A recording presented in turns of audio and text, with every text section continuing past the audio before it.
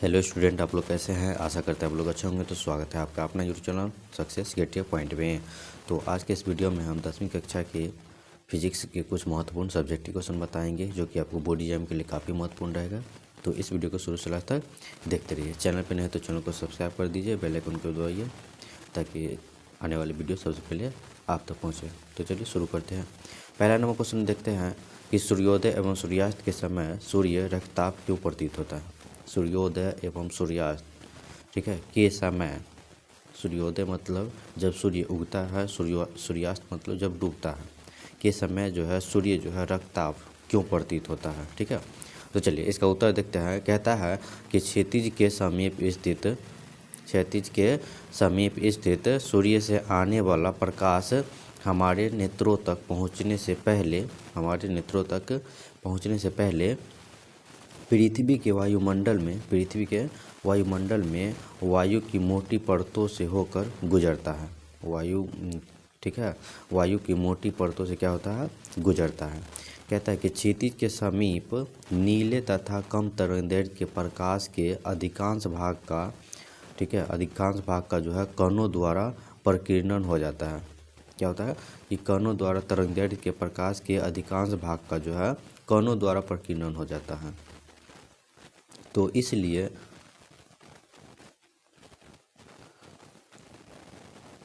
क्या होता है कि इसलिए हमारी आँखों तक पहुँचने वाला प्रकाश अधिक तरंगदैर्घ्य का होता है। इसलिए जो है हमारी आँखों तक जो है पहुँचने वाला प्रकाश जो है अधिक तरंगदैर्घ्य का होता है। इसलिए या इस कारण से जो है ठीक है, हमें सूर्योदय या सूर्यास्त के समय जो है ठीक है सूर्य जो है रक्तताप प्रतीत होता है। ठीक है, तो ये बहुत इंपॉर्टेंट क्वेश्चन है, आप लोग याद रखिएगा। चलिए नेक्स्ट अगला क्वेश्चन देखते हैं।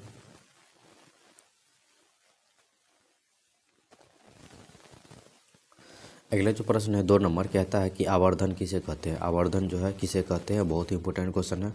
तो पहले ही बता चुके हैं कि जो भी क्वेश्चन बताएंगे बहुत ही इंपॉर्टेंट रहेगा।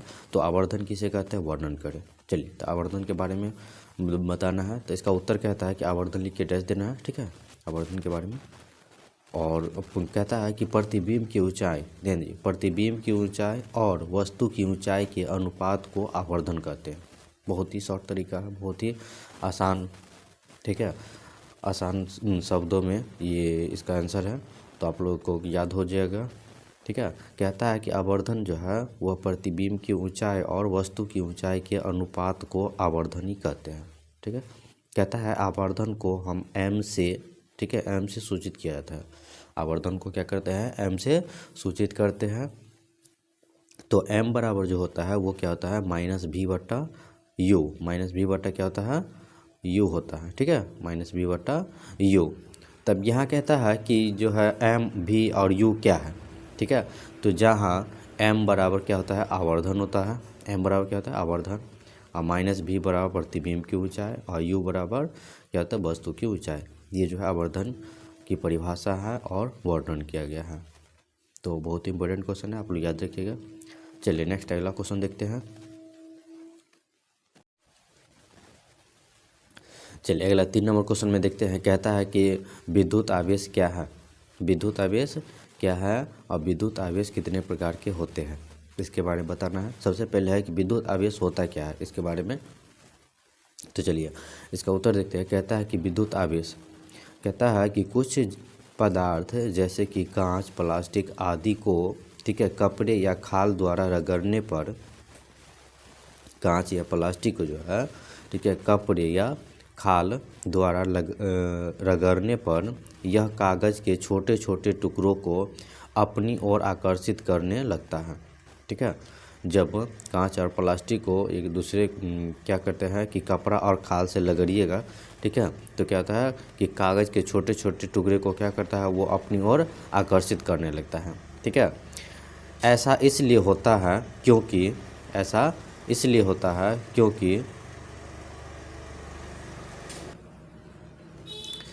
कहता है कि ऐसा इसलिए होता है क्योंकि जब हम रगड़ते हैं तो घर्षण के कारण आवेश उत्पन्न होता है। घर्षण के कारण क्या होता है, वो आवेश उत्पन्न हो जाता है। तो विद्युत आवेश को Q से सूचित किया जाता है। इसका ऐसा मात्रक जो होता है वह कूलम होता है। ऑब्जेक्टिव के लिए काफ़ी इंपॉर्टेंट है कि कहेगा कि जो है विद्युत आवेश का जो ऐसा मात्रक होता है वो क्या होता है, तो कूलम होता है। क्या होता है, तो कूलम होता है। और जो है कि इसका ऐसा मात्रक क्या है, कूलम है। और कहता है कि विद्युत आवेश दो प्रकार के होते हैं। विद्युत आवेश कितने प्रकार के होते हैं, तो दो प्रकार के होते हैं। आप लोग याद रखिएगा, पहला है धनात्मक विद्युत आवेश और दूसरा है ऋणात्मक विद्युत आवेश। ये इंपॉर्टेंट क्वेश्चन है बहुत ही, तो आप लोग ये याद रखिएगा। चलिए नेक्स्ट अगला क्वेश्चन देखते हैं। चलिए नेक्स्ट अगला क्वेश्चन है 4 नंबर में। कहता है कि प्रत्यावर्ती धारा एवं दिष्ट धारा में अंतर स्पष्ट करें। प्रत्यावर्ती धारा एवं दिष्ट धारा में क्या करना है, अंतर स्पष्ट करना है, अंतर बताना है। ठीक है, तो चलिए इसका उत्तर है, कहीं कहता है कि प्रत्यावर्ती धारा एवं दिष्ट धारा में अंतर लिख के डैश देना है। ठीक है, जैसे लिखा है उसे ही लिखिएगा। और एक साइड लिखना है प्रत्यावर्ती धारा, एक साइड लिखना है दिष्ट धारा, बीच में ऐसे लकीर खींचना है। और प्रत्यावर्ती धारा की तरफ देना है कि प्रत्यावर्ती धारा जो है, कहता है कि प्रत्यावर्ती धारा का मान तथा दिशा समय के साथ बदल जाते हैं। प्रत्यावर्ती धारा का जो है मान और दिशा जो होता है वो समय के अनुसार, समय के साथ जो है बदल जाता है। ठीक है, लेकिन इसमें दिष्ट धारा में कहता है कि दिष्ट धारा जो है केवल दिष्ट धारा का जो है परिणाम बदलता है। क्या करता है, परिमाण बदलता है।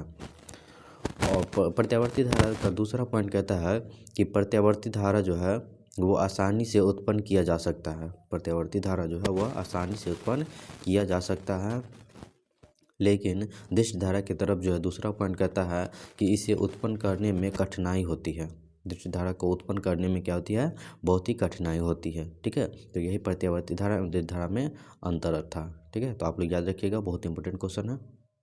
चलिए नेक्स्ट अगला प्रश्न को देखते हैं। नेक्स्ट अगला क्वेश्चन है 5 नंबर में। 5 नंबर में कहता है कि रेलवे के सिग्नल का प्रकाश लाल रंग का ही क्यों होता है। तो इसका उत्तर है, कहता है कि प्रकाश के लाल रंग का तरंगदैर्घ्य जो होता है वो अधिक होने के कारण यह दूर से ही दिखाई देता है। प्रकाश के लाल रंग का जो तरंगदैर्घ्य होता है वह अधिक होता है। ठीक है, होने के कारण यह क्या होता है, यह दूर से ही दिखाई देता है, जिसके कारण इसका उपयोग रेलवे सिग्नल में किया जाता है। बहुत इंपॉर्टेंट है, बहुत शॉर्ट तरीका से बताए हैं, तो आप लोग याद रखिएगा। ठीक है, वीडियो को लास्ट तक देखने के लिए बहुत बहुत धन्यवाद। दोस्तों भी शेयर कीजिए, और थोड़ा सा वीडियो अच्छा लगे तो